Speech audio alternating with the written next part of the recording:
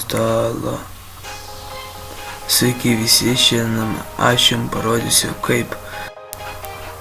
Taigi, sveiki, šiandien aš jums parodysiu kaip instaliuoti AMP, tiksliau GTA San Andreasą į jūsų žaidimą į GTA San Andreas. Taigi, pirmą, užeinate į lmg.lt, tenais bus viskas parodyta.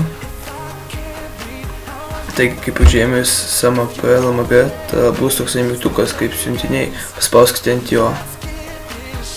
Ir tada spauskite SAMP. Tas, turėtų šitas toksai failiukas išlysti, spauskite taip. Jeigu pas jūs angliškai, spauskite yes. Tada palaukim, kol atsiūs ir va iš karto bus, paspaudžiam ant jo. Palaukime, kol įsijungs. Taigi tai man įsijunga, tada perskaitykite, norite angliškai, jeigu jūs mokat anglų, tai gerai. Tada dabar čia jums reikia susirasti jūsų GTA San Andreas failiuką, kur jūs instaliavote GTA SA. Tipo jūsų GTA, kur instaliavot. Jeigu jūs nežinot, kur instaliavot, tai susiraskit. Kaip aš jums padėsiu jį surasti, kažkur tai jūs padėjot jį.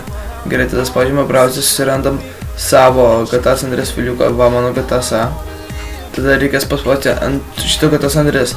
Jeigu jūs ant jo nepaspaudžiate, tada jums neleistų OK, tada paspausti, tada neinstaliuos jums. Bet aš tai radau normalų ir aš radau normalų ir man viską leido. Čia man tiesiog, čia nebus jokių errorų, čia tiesiog, kad aš pamiršau instaliuoti visą GTA, aš tiesiog turėjau GTA. Bet tikiuosi, kad jums šitas video padėjo. Iš naujo sakau padėjo. Stiksim mano kanale, tikiuosi, kad jums tikrai ši pamoka padėjo. Ir, tai sėkmės. Nepamirškite užeiti į www.lmg.lt, aš esu Nevermind. Su jumis visą laiką bus Nevermind, su LMG rulit, karoče, patsnai. Давайте, karoče. Peace out.